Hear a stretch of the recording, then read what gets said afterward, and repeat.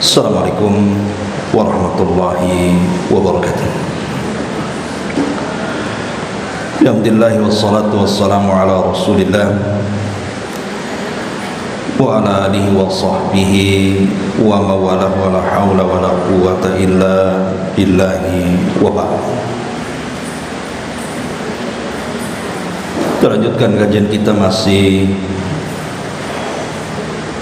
membahas tafsir dari surah Al-Insan, dan kita masuk pada ayat ke-28 dan seterusnya. A'udzubillahi minasyaitonir rajim. Bismillahirrahmanirrahim.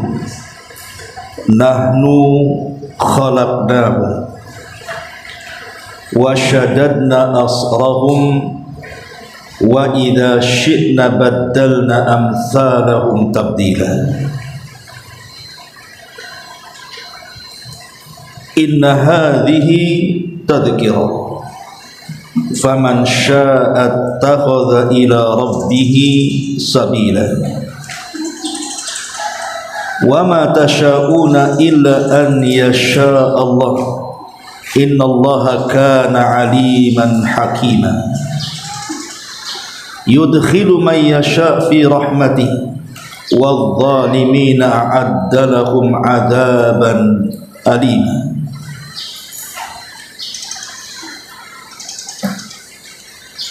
Setelah Allah Subhanahu wa taala menyebutkan tentang orang-orang yang lebih mendahulukan kehidupan dunia dan mencintai kehidupan dunia dibandingkan akhirat, maka di sini Allah singgung tentang penciptaan kita. Nahnu khalaqnahum, kami telah menciptakan mereka.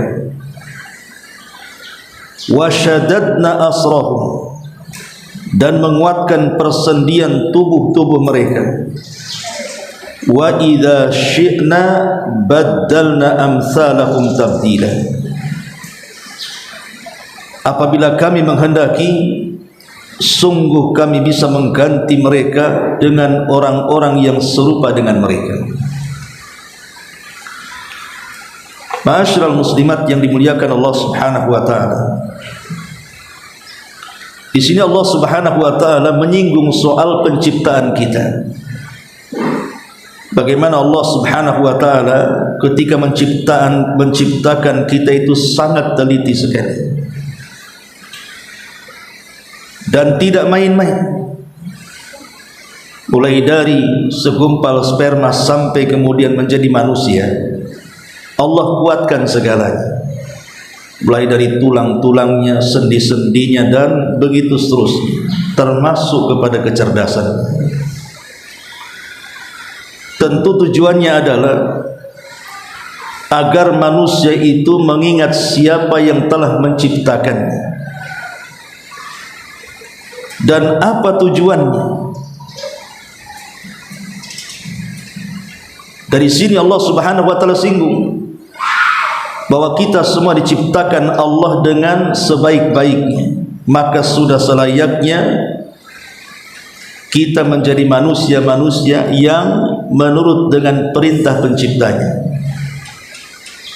Dan tujuan Allah menciptakan kita cuma satu, untuk beribadah kepada Allah Subhanahu wa taala. Artinya penciptaan kita ini adalah tujuannya untuk akhirat. Makanya sebagian para ulama ketika bicara tentang hikmah yang paling tinggi dari penciptaan manusia itu, ada beberapa poin yang harus diketahui. Pertama, manusia diciptakan karena sebuah hikmah dan tidak diciptakan sia-sia. Yang kedua, bahwa hikmah diciptakan seluruh manusia untuk satu tujuan. Dan hikmah penciptaan manusia itu sangat erat berkaitan dengan dunia sampai ke akhirat. dan hikmah itu tidak diketahui kecuali Allah Subhanahu wa ta'ala. Dan inti daripada hikmah itu adalah ibadah.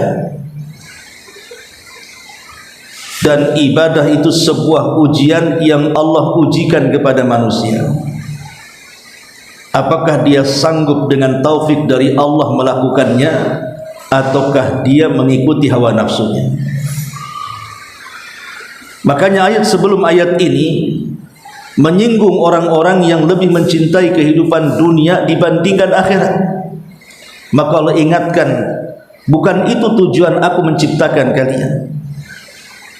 Sebab kalau itu yang kalian lakukan, bisa saja kalian ganti dengan manusia lainnya. Makanya Allah mengatakan, wa idza syi'na baddalna amsalahum tabdila. Dan sungguh kami kalau menghendaki, sungguh kami akan mengganti mereka yang lebih mengutamakan kehidupan dunia dengan orang-orang yang serupa dengan mereka tetapi mementingkan akhirat. Ma'asyiral muslimat yang dimuliakan Allah Subhanahu wa ta'ala, memang terjadi silang pendapat. Apa yang dimaksud kalimat wa idza syi'na baddalna amsalahum tabdila? Apabila kami menghendaki, sungguh-sungguh mengganti mereka dengan orang-orang yang serupa dengan mereka. Pendapat yang pertama, maksudnya adalah kehidupan akhirat. Jadi Allah Subhanahu wa ta'ala setelah mewafatkan manusia, maka Allah Subhanahu wa ta'ala akan menciptakan kembali mereka dengan rupa yang berbeda. Jadi postur tubuh saya, ibu atau siapapun yang sekarang ini hidup di permukaan bumi,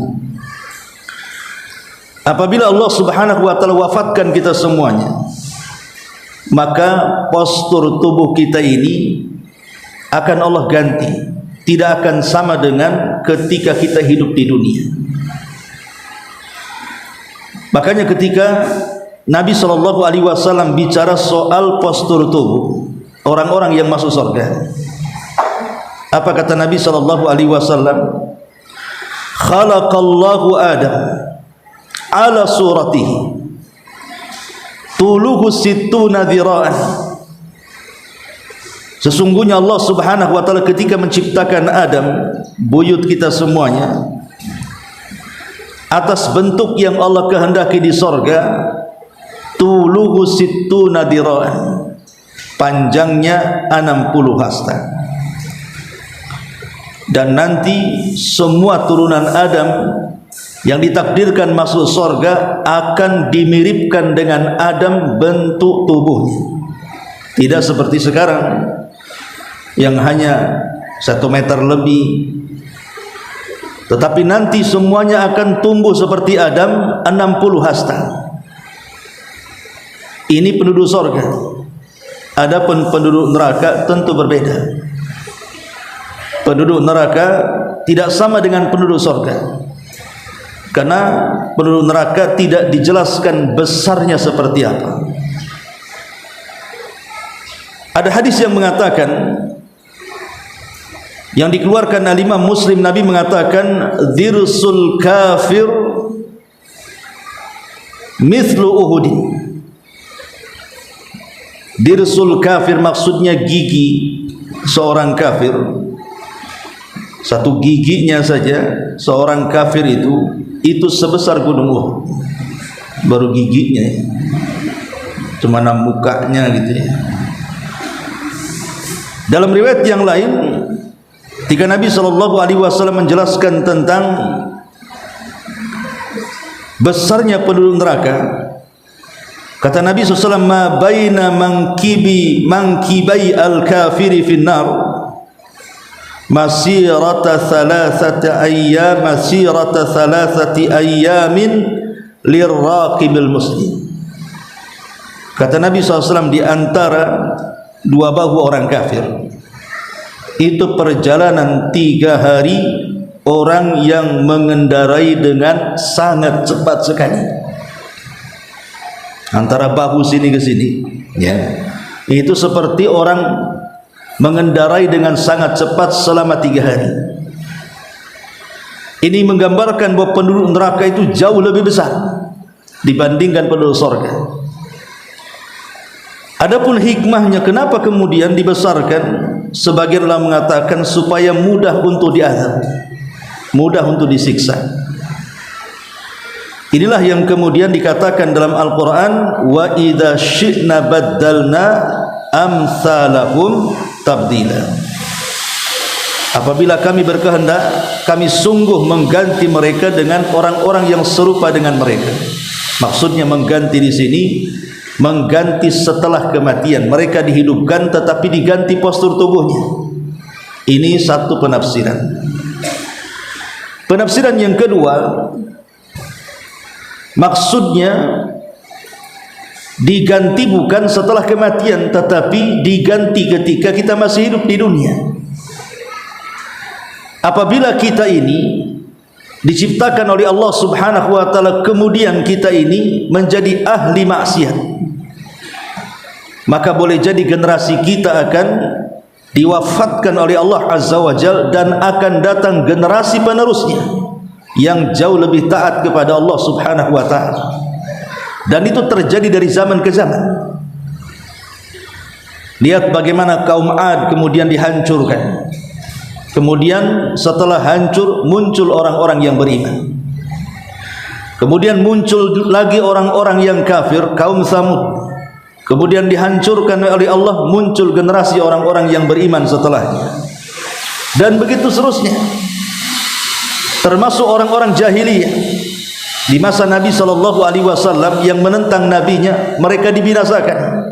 Kemudian diganti dengan manusia-manusia hebat seperti para sahabat Nabi SAW, dan begitu seterusnya. Makanya di sini Allah Subhanahu wa taala tidak berhajat dengan kita. Walaupun satu dunia kufur, itu tidak mengurangi kekuasaan Allah. Karena Allah bisa mengganti orang-orang itu dengan orang-orang baru. Itu makna wa idza syi'na baddalna amsalahum tabdila.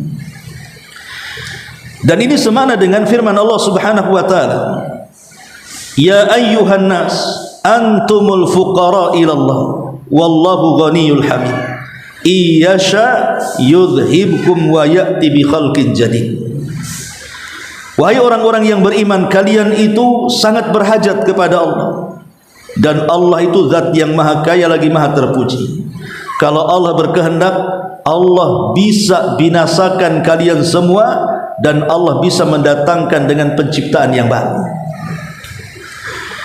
Kemudian Allah Subhanahu wa taala mengatakan, inna hadhihi tadhkirah. Sesungguhnya ayat-ayat ini sebuah peringatan. Maksudnya surah Al-Insan yang kita baca ini adalah banyak peringatan yang harus kita serap. Makanya saking banyaknya peringatan oleh Nabi SAW dijadikan surat favorit yang dibaca setiap subuh hari Jumat. Dan itu sangat disunahkan. Setiap subuh hari Jumat disunahkan membaca pertama surah As-Sajdah, yang kedua surah Al-Insan. Itu sunnah, karena memang banyak pelajaran dan ibrah daripada surat ini. Kemudian Allah Subhanahu wa taala mengatakan, faman syaa'a takhadha ila rabbih sabila. Maka barang siapa yang menghendaki kebaikan kepadanya, niscaya dia mengambil jalan untuk Rabbnya. Mencari jalan menuju Allah Subhanahu wa taala itu ada dua macam. Pertama di dunia, dan yang kedua di akhirat. Adapun di dunia, mencari jalan menuju Allah Subhanahu wa taala menggunakan hati yang ada di badan kita. Dengan hati yang jernih yang ada di badan kita inilah kita bisa sampai kepada Allah Subhanahu wa taala. Dengan cara apa? Berusaha untuk mengenal siapa Tuhannya. Kalau sudah betul-betul hati kita mengenal siapa Tuhan kita, maka pasti kita akan sampai kepada Allah Subhanahu wa taala. Makanya Rasul mengatakan dalam sebuah asar dikatakan, Ibnu Adam utlubni tajidni, fa in wajadtani wajadta kulla syai'in, wa in fukka fataka kulla syai'in. Wahai anak Adam, carilah aku, niscaya engkau akan mendapatiku, dan jika engkau sudah mendapatiku maka engkau akan mendapatkan segala sesuatu. Tapi kalau luput engkau tidak mendapatkan diriku, maka engkau tidak akan mendapatkan segala sesuatu itu. Sebagian ulama mengatakan, mengambil dalil daripada asar ini, bahwa kalau kita ingin sampai kepada Allah Subhanahu wa taala di dunia, maka gunakan hati kita untuk berkomunikasi dengan Allah Subhanahu wa taala. Salah satunya adalah ketika kita sedang salat. Hati yang khusyuk dalam salat, yang penuh dengan tumakninah gerakannya, maka dia sedang menghubungkan diri dengan Allah Subhanahu wa taala. Makanya salat disebut salat itu karena ada silah, ada hubungan. Dan Allah Subhanahu wa taala juga mengatakan dalam Quran, ketika Allah Subhanahu wa taala menjelaskan bahwa salat itu sangat berat kecuali bagi orang-orang yang khusyuk. Kemudian Allah mengatakan, siapa orang yang khusyuk itu? Alladzina yadhunnuna annahum mulaqu rabbihim. Orang-orang yang yakin ketika salatnya dia sedang berkomunikasi dengan Allah Subhanahu wa taala. Dan khusyuk itu letaknya di mana? Di hati. Letak khusyuk itu ada di hati. Ini kalau kita ingin mencapai kepada hubung baik kita dengan Allah Subhanahu wa taala di dunia, maka gunakan dengan hati, dengan khusyuk, tumakninah, dan begitu seterusnya. Yang kedua, di akhirat. Afwan, masih yang pertama masih dunia. Dan ulama membagi menjadi 3 perkara. Kalau ingin kita sampai kepada Allah Subhanahu wa taala, lakukan 3 perkara. Di dunia kalau kita ingin sampai kepada Allah Subhanahu wa taala, lakukan 3 perkara. Yang pertama, perbaiki Islam kita. Yang kedua, perbaiki iman kita. Dan yang ketiga, perbaiki ihsan kita. Itulah tingkatan-tingkatan ketika kita menuju Allah Subhanahu wa taala. Pertama, perbaiki Islam kita. Jangan sampai kita mati dalam kondisi kafir. Allah Subhanahu wa taala mengatakan, wala tamutunna illa wa antum muslimun. Janganlah kalian mati kecuali dalam kondisi Islam. Karena orang yang terus memperbaiki Islamnya sampai kemudian dia meninggal, maka dia akan tercegah dari masuk ke dalam neraka. Barang siapa yang memperbaiki Islamnya sampai kematiannya, maka dipastikan neraka tidak akan menyambutnya. Dan dipastikan ketika neraka tidak menyambutnya, surga yang menyambutnya. Ini yang pertama. Kemudian yang kedua, perbaiki iman kita. Kalau kita terus memupuk iman kita ini sampai kematian kita, maka bukan hanya sekedar neraka tidak akan menyambutnya, artinya tidak akan masuk ke dalam neraka, tapi lebih daripada itu, dia akan selamat total dari neraka. Karena kalau yang pertama hanya Islam saja, tapi iman kurang diperbaiki, memang neraka tidak akan menyambutnya. Bukan berarti kemudian dia selamat dari neraka. Dia bisa masuk tapi keluar lagi. Tapi kalau sampai memperbaiki iman total, dia tidak akan masuk neraka. Jadi ya kalau Islam saja masih ada kemungkinan masuk neraka, walaupun neraka tidak mungkin mengekalkannya. Tapi yang kedua ini total sama sekali menyentuh neraka pun tidak. Kemudian yang ketiga, perbaiki ihsan kita. Karena ihsan kita ini yang mengangkat derajat kita di sorga. Bukan hanya kita terbebas total dari neraka, dimasukkan ke dalam sorga, tapi juga ada tambahan. Dia diizinkan untuk terus memandang Rabbnya. Inilah 3 perkara caranya kita sampai kepada Allah Subhanahu wa ta'ala dari 3 jalur ini. Islam, dengan Islam berarti kita tidak dikekalkan di neraka, bukan berarti tidak masuk neraka. Masuk tapi tidak dikekalkan. Kemudian meningkat kepada iman, bukan hanya tidak dikekalkan, tidak masuk pun ke neraka. Kemudian yang ihsan ini dimasukkan ke dalam sorga dan diangkat derajatnya di sorga.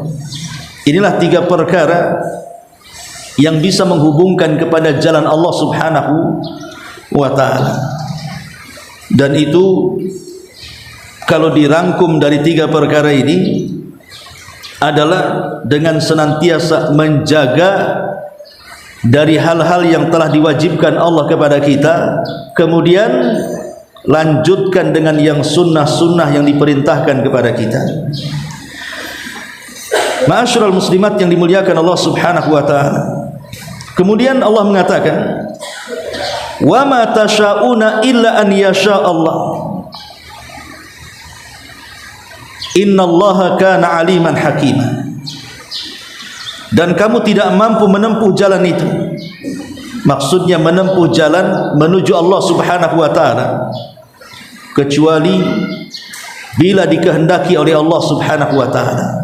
Sungguh Allah maha mengetahui lagi maha bijaksana.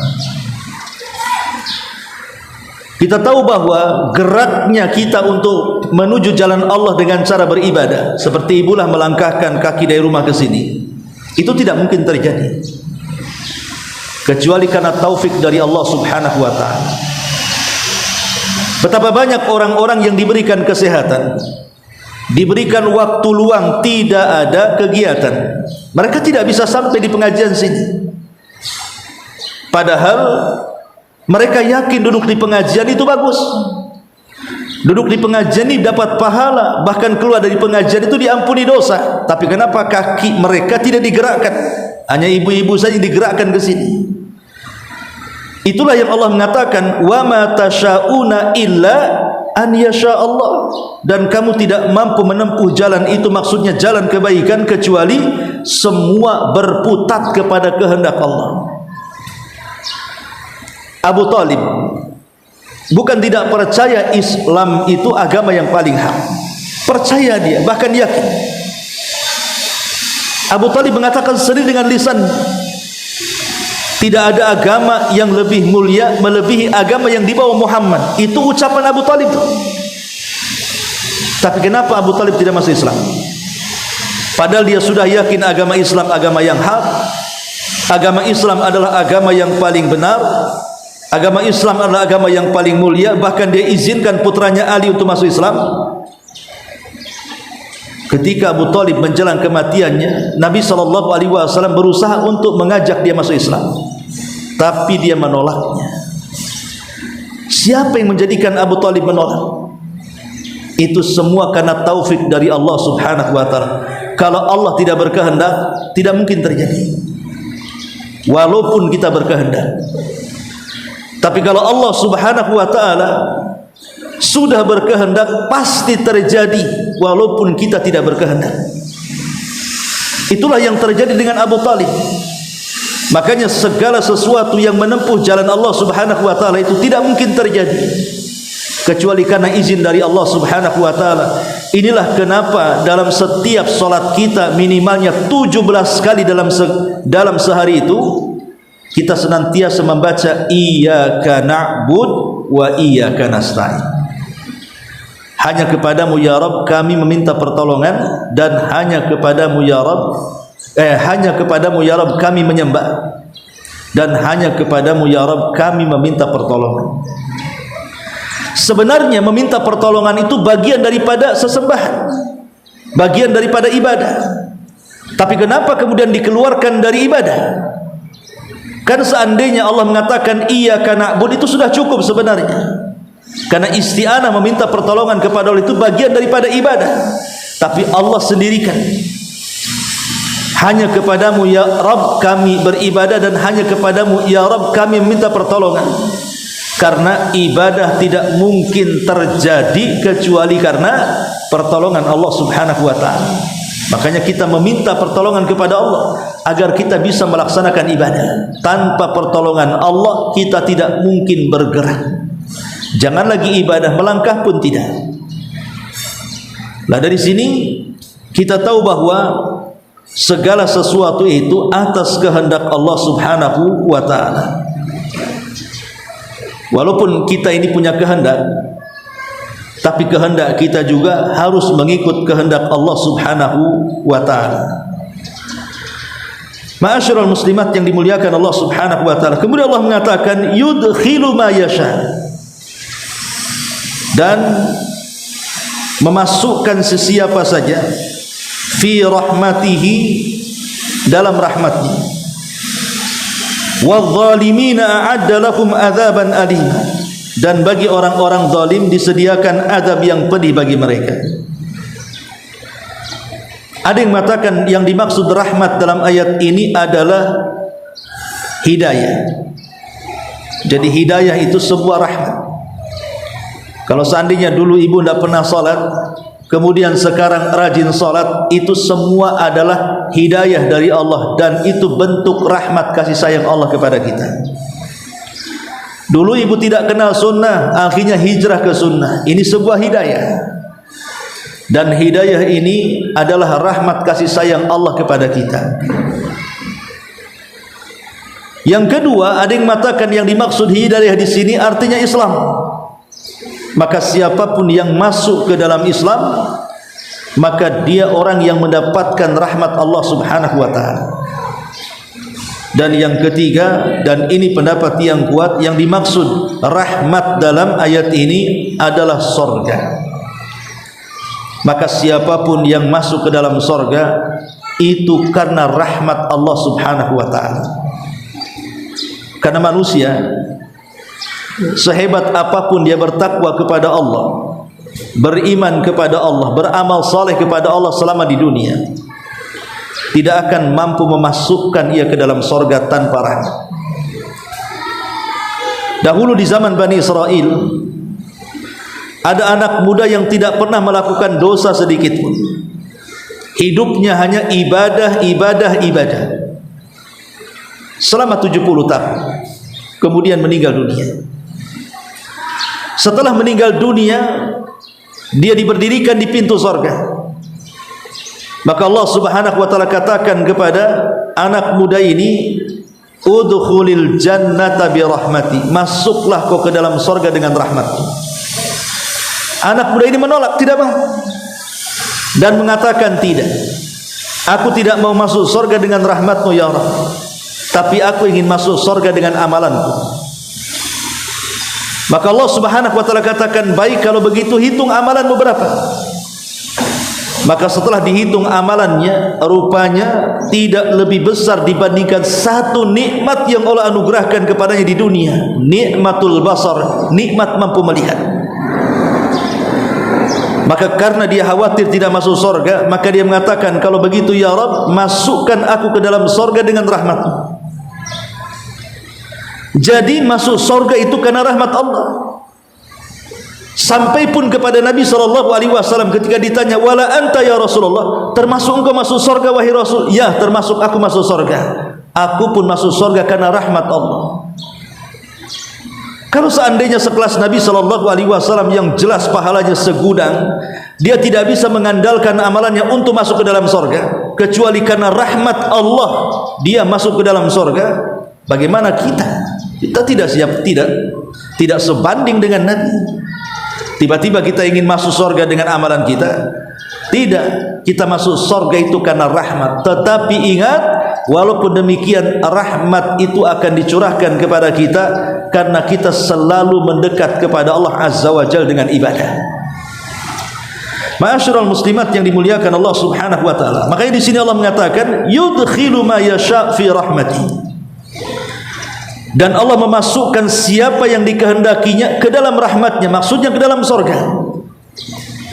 Wadh-dhalimina 'adda lahum 'adzaban alima. Sementara orang-orang zalim telah disediakan azab yang pedih masuknya, maksudnya neraka. Ma'asyiral muslimat yang dimuliakan Allah Subhanahu wa taala, tentu rahmat Allah ini sangat luas yang Allah berikan kepada hamba-hambanya. Di antara perkara-perkara yang bisa meraih rahmat Allah Subhanahu wa taala, pertama taqwallahi azza wa jalla. Kalau ingin mendapatkan rahmat Allah, dengan rahmat itulah kita masuk surga, maka lakukan perkara-perkara ini. Pertama, pupuk ketakwaan kita kepada Allah, menjalankan perintah dan berusaha menjauhi larangan. Karena Allah Subhanahu wa taala mengatakan wa rahmati wasi'at kulla syai'in fasa'aktubuha lilladzina yattaqun. Sesungguhnya rahmatku mencakup segala sesuatu dan aku akan catat rahmatku bagi orang-orang yang bertakwa. Ini yang pertama. Yang kedua, al-ihsan, senantiasa berbuat kebajikan dan kebaikan, mudah menolong orang. Karena Allah mengatakan dalam surah Al-A'raf ayat 56, inna rahmatallahi qaribun minal muhsinin. Sesungguhnya rahmat Allah itu dekat dengan orang-orang yang senantiasa berbuat kebaikan. Maka jadilah orang-orang yang terdepan, senantiasa melakukan kebajikan dan kebaikan di tengah-tengah manusia. Kemudian yang ketiga, rahmatul makhluqati sabilun ila rahmati rabbil ardi was samawat. Menanamkan kecintaan kepada sesama makhluk, menanamkan kecintaan kepada sesama makhluk, entah kepada pasangannya, kepada orang tuanya, kepada anaknya, kepada tetangganya, kepada teman-temannya, kepada semua manusia yang ada di bumi. Rasul mengatakan irhamu man fil ardi sayarhamukum man fis sama. Sayangi orang-orang yang ada di bumi, niscaya zat yang ada di langit akan menyayangi kamu, artinya akan mencurahkan rahmatnya kepada kamu. Maka sayangi makhluk-makhluk yang ada di bumi, termasuk juga bukan hanya manusia, sampai kepada binatang. Bukan hanya kepada binatang, sampai kepada tumbuh-tumbuhan. Jangan sampai kemudian membuat bencana alam karena berusaha untuk menghancurkan alam. Pencurian kayu, ya, pembabatan hutan dan begitu seterusnya, itu kan membahayakan alam. Sementara kita disuruh untuk meletakkan kasih sayang bukan hanya kepada manusia, kepada binatang, sampai pun kepada tumbuh-tumbuhan. Karena itu salah satu jalan mendapatkan rahmat Allah. Kemudian yang keempat, al-iman wal jihadu wal hijratu. Iman, jihad dan hijrah. Allah Subhanahu wa taala mengatakan dalam surah Al-Baqarah 218, innal ladzina amanu wal ladzina hajaru wa jahadu fi sabilillah ulaika yarjuna rahmatallahi wallahu ghafurur rahim. Sesungguhnya orang-orang yang beriman kemudian berhijrah kemudian berjihad di jalan Allah, mereka lah orang-orang yang senantiasa mengharap rahmat Allah Subhanahu wa taala, dan Allah zat yang Maha Pengampun lagi Maha Penyayang.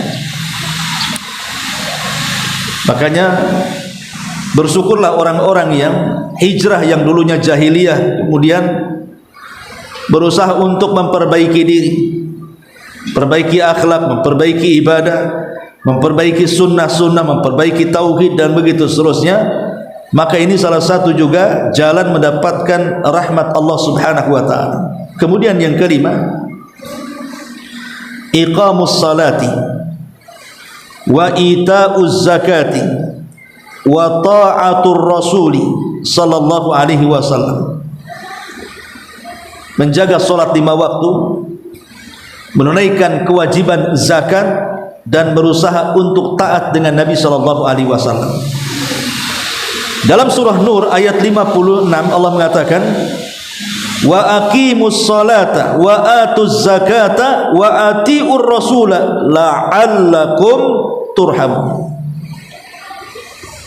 Tegakkanlah salat oleh kalian, tunaikanlah zakat oleh kalian, taatilah rasul kalian, la'allakum turhamun, semoga kalian diberikan rahmat oleh Allah Subhanahu wa taala. Ini yang kelima. Kemudian yang keenam, ta'atullahi wa ta'atu rasulih, berusaha menggabungkan ketaatan kepada Allah dan ketaatan kepada Rasul. Dan itu dijelaskan di dalam surah Al-Imran 132, wa atiullaha war rasul la'allakum turhamun. Taatilah Allah dan Rasulnya, niscaya kalian akan diberikan rahmat.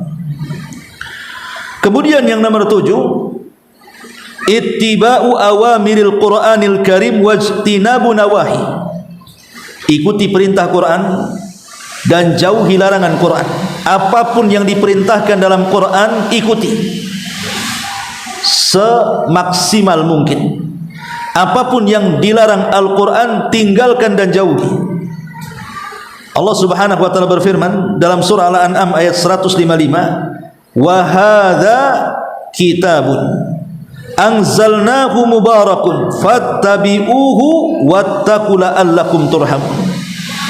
Inilah Al-Quran yang kami turunkan, yang di dalamnya penuh dengan berkah. Ikutilah Al-Quran dan bertakwalah agar kalian diberikan rahmat oleh Allah Subhanahu wa taala. Maka orang-orang yang mengagungkan Quran dari membacanya, mempelajarinya, mengamalkannya, maka itulah orang-orang yang akan mendapatkan rahmat Allah Subhanahu wa taala. Kemudian yang nomor 8, al-istima' al-insat li tilawatil Quran. Berusaha untuk mendengar kalau ada orang-orang yang membaca Quran di samping kita. Mendengarkan Al-Quran. Dalam surah Al-A'raf Allah mengatakan ayat ke-204, wa idza quri'al Qur'an fastami'u lahu wa ansitu la'allakum turhamun. Apabila dibacakan Al-Quran, dengarkanlah dan diamlah agar kalian diberikan rahmat oleh Allah Subhanahu wa taala.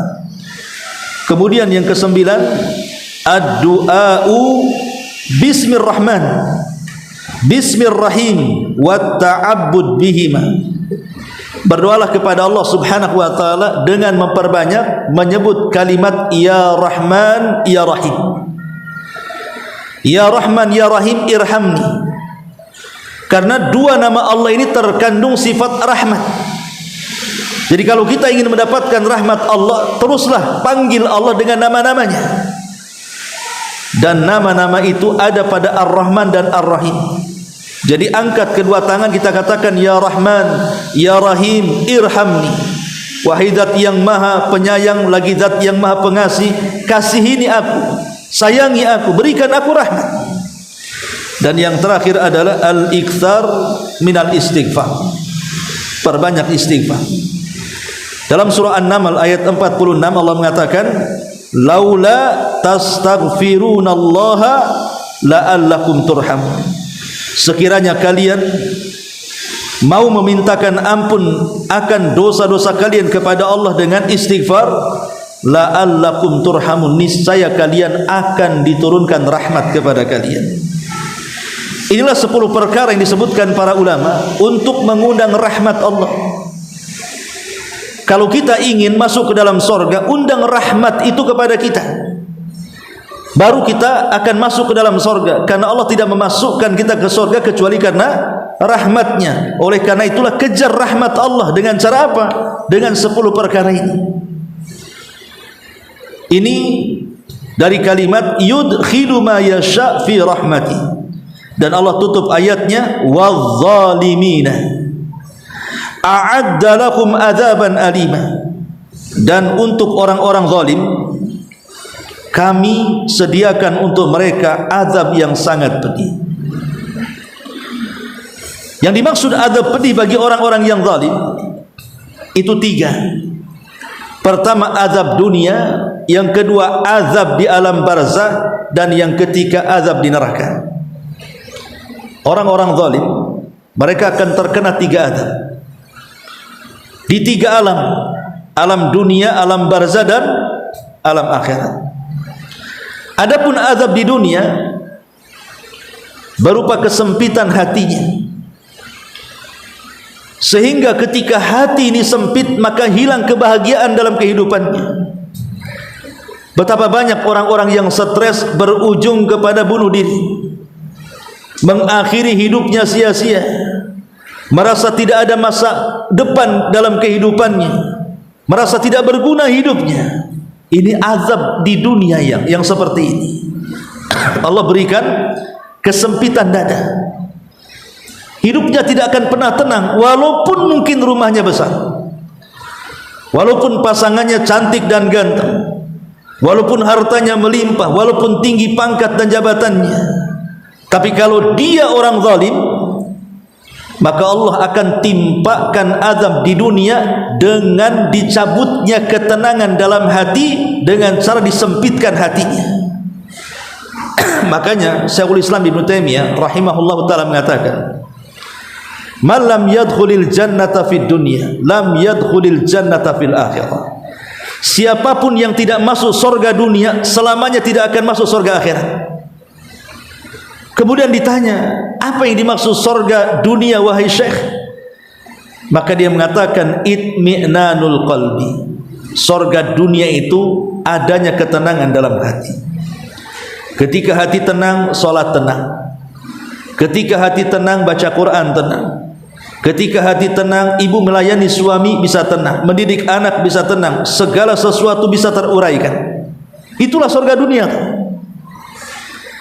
Tapi nerakanya dunia terbalik, hatinya sempit. Ketika hati sempit itu malas semuanya, solat malas, puasa malas, semuanya malas. Bahkan tidak ada kehidupan yang nyaman lagi di dunia. Sehingga saya katakan dari awal, betapa banyak orang-orang yang mereka mengakhiri hidupnya itu karena banyak masalah. Masalah itulah yang menyempitkan dada. Ketika sempit dadanya, sempit pikirannya, akhirnya mencari jalan pintas untuk menyelesaikannya, padahal itu jalan panjang yang harus dilaluinya. Nah, ini azab yang pertama. Di dunia ada disempitkan dadanya, atau memang azab betulan, bukan hanya disempitkan dadanya saja, memang dikirim azab oleh Allah. Boleh jadi dalam bentuk tsunami, dalam bentuk zilzal, gempa, dalam bentuk banjir, angin, dan begitu seterusnya. Itulah Allah Subhanahu wa taala menimpakan azab kepada orang-orang zalim di dunia sebelum akhirat. Karena Allah, Rasul mengatakan ma min dzambin ajjalallahu uqubatahu fid dunya qabla al-akhirah al-baghi wa qati'atir rahim. Dosa yang disegerakan di dunia sebelum akhirat salah satunya adalah kezaliman. Yang kedua, azab setelah kematian yang disebut dengan azab kubur. Orang-orang zalim mereka tidak akan selamat dari azab kubur. Mereka akan memperhitungkan tanggung jawab mereka di hadapan Allah di alam kubur itu. Dan yang paling ngeri adalah azab neraka yang Allah katakan di sini, a'adda lahum azaban alima. Allah telah sediakan kepada mereka azab yang sangat pedih. Inilah akhir daripada surah Al-Insan. Wallahu alam. Kita beralih kepada surat yang baru pertemuan berikutnya. Sampai di sini silakan kalau ada yang mau bertanya, kita buka pertanyaan.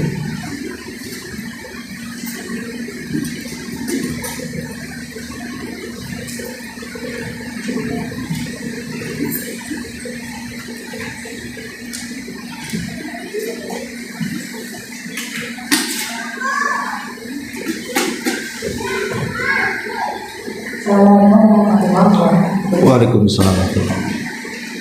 Ini saya pertanyaan kayaknya yang sampaikan kalau kehendak kita itu tidak akan terpenuhi kecuali kalau Allah berkehendak. Jadi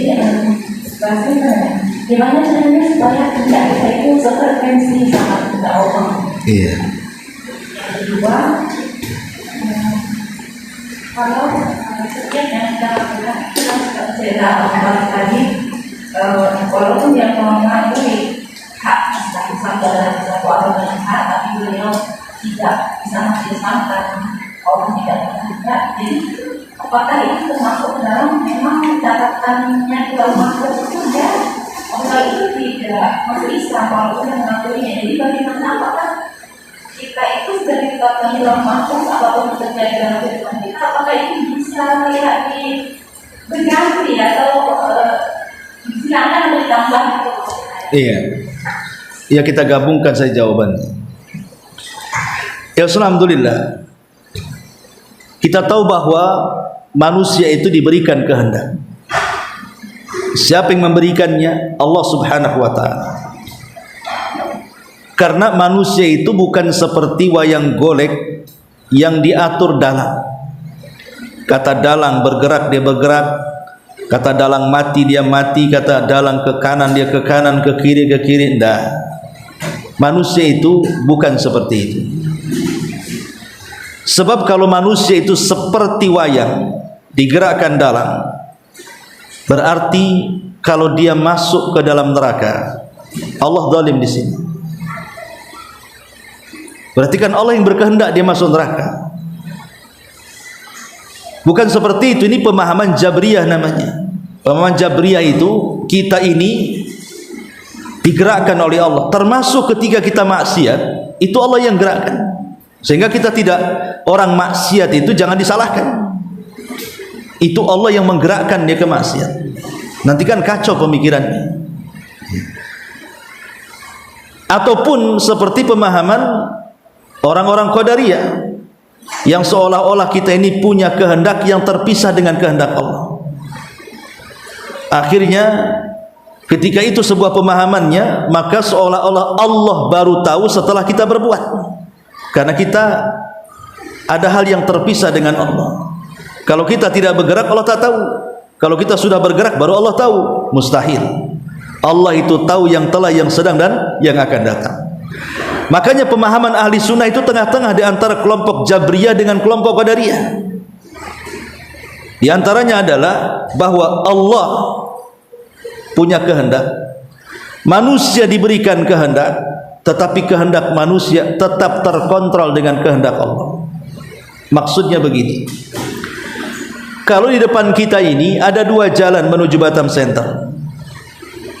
Yang satu jarak tempuhnya dekat, tidak ada rintangan, tidak ada begal. Yang satu lewat Muka Kuning sana umpamanya, lebih jauh, sudah jalannya jelek, banyak paku, banyak begal umpamanya. Kemudian kita disuruh milih, kamu mau milih jalan kemana? Ke Batam Center, mau lewat Tiban sana dekat, aman, atau mau lewat sini jauh tapi menakutkan? Tentu kan kita bisa milih. Gak mungkin dipaksa harus ke jalan situ. Ya kita ada pilihan, ya kita cari yang dekat. Yang dekat dan aman, itu kehendak kita. Sama juga Allah Subhanahu wa taala sudah memberikan kepada kita dua pilihan. Ini ada api, ini ada air. Ini ada sorga, ini ada neraka. Kau milih mana? Ini jalan ketaatan, ini jalan kemaksiatan. Yang ketaatan jalan ke sorga, yang kemaksiatan jalan ke neraka. Kan kita bisa milih itu. Dari mana kita bisa milih? Karena Allah Subhanahu wa taala sudah menganugerahkan kepada badan kita alat untuk memilih. Allah berikan mata, Allah berikan telinga, Allah berikan lisan, Allah berikan akal pikiran. Itu semua alat untuk memilih sebenarnya. Tapi kalau seandainya kita memilih yang buruk, berarti itu kehendak kita. Sebagaimana kalau kita memilih yang baik, itu juga kehendak kita. Tapi dua kehendak ini tetap dikontrol oleh kehendak Allah. Bukan berarti kita memilih jalan ini karena mengikuti catatan, tidak. Pamannya tadi contohnya, kenapa Abu Talib dia masuk neraka padahal mengaku Islam? Apakah dia mengikuti catatannya di Lauhil Mahfuz? Tidak. Dia mengikuti kehendaknya. Yang kehendak itu tidak lepas dari kehendak Allah Subhanahu wa taala. Sebab kalau seandainya semua manusia mengikuti catatannya, catatan Allah Subhanahu wa taala, berarti manusia itu dipaksa namanya. Harus mengikut catatan. Kenapa Abu Talib mati? Ya memang catatannya seperti itu, harus kafir. Kenapa Fir'aun kafir? Ya memang begitu catatannya. Anda bisa. Pertama, karena kita tidak tahu catatan kita. Emangnya tahu saya ibu catatan kita di sorga kayak apa? Kan nggak tahu. Makanya ketika sahabat mengatakan, ya Rasulullah, kalau memang kita sudah ditakdirkan, maknanya sudah dicatat masuk neraka, buat apa kami beramal, katanya. Atau kalau seandainya kami sudah dicatat masuk sorga, katanya, ya sudah, leha-leha saja, toh juga ujungnya masuk sorga. Maka Nabi SAW mengatakan, bukan cara seperti itu yang kalian lakukan. Bukan mengandalkan kepada catatan, karena kalian tidak tahu catatan kalian. Maka di ujung hadis mengatakan, i'malu, beramalah kalian, beramalah kalian, fa innakum muyassarun lima khuliqtum, karena kalian akan dimudahkan dengan amalan itu, apakah masuk ke dalam sorga ataukah masuk ke dalam neraka. Kemudian Allah firmankan, fa amma man a'ta wattaqa wa saddaqa bil husna fasanuyassiruhu lil yusra wa amma man bakhila wastaghna wa kadzdzaba bil husna fasanuyassiruhu lil usra. Barang siapa dalam kehidupannya dia memilih untuk bertakwa, untuk memberi dengan hartanya, dengan ilmunya, dengan pengetahuannya, dengan apa sajalah memberi, didasari dengan ketakwaan dan mengharap sorga Allah Subhanahu wa taala, jalan dia sudah mudah ke sorga, Allah mudahkan lagi. Tapi barang siapa yang mendustakan, bakhil dan mendustakan dan tidak yakin dengan neraka, maka jalan dia sudah sulit masuk sorga, Allah sulitkan lagi. Jadi Allah itu mengikuti kehendak kita. Kita ini mau milih kemana? Kalau kehendak kita milih ke sorga, Allah mudahkan jalan itu. Kalau kita milih ke neraka, Allah mudahkan. Makanya Allah mengatakan, nuwallihi ma tawalla, kami akan palingkan sesuai kehendak dia berpaling. Jadi bukan Allah yang mendorong dia untuk berpaling. Allah lihat dulu, kau mau kemana nih? Ke sorga, oke, saya mudahkan kau jalan ke sorga. Kau mau kemana? Ke neraka, baik, aku akan mudahkan kau masuk neraka. Jadi semua kembali kepada kehendak kita. Baru kehendak kita itu di bawah dengan kehendak Allah Subhanahu wa ta'ala. Itulah pemahaman ahli sunnah wal jamaah yang berbeda dengan pemahaman Qadariyah dan pemahaman Jabriyah. Bahwa kita punya kehendak, Allah juga punya kehendak, tapi kehendak kita tidak lepas daripada kehendak Allah Subhanahu wa ta'ala. Wallahu a'lam.